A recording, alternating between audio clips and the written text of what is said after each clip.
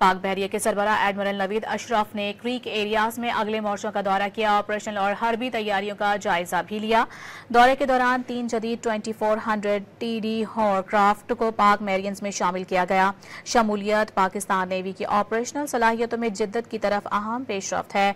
Admiral Naveed Ashraf ने कहा कि जदीद तरीन हॉरक्राफ्ट की शमूलियत दिफाई इस्तेदाद को मजबूत बनाने के आज़म की तजदीद है।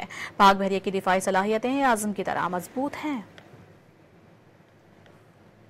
पाक बहरिया के सरबराह एडमिरल नवीद अशरफ ने क्रीक एरियाज में अगले मोर्चों का दौरा किया। ऑपरेशनल और हरबी तैयारियों का जायजा भी लिया। दौरे के दौरान 3 जदीद 2400 TD हॉरक्राफ्ट को पाक मैरियंस में शामिल किया गया। शमूलियत पाकिस्तान नेवी की ऑपरेशनल सलाहियतों में जिद्दत की तरफ अहम पेशरफ्त है।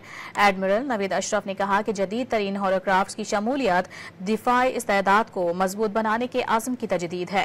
पाक बहरिया की दिफाई सलाहियतें आज़म की तरह मजबूत हैं।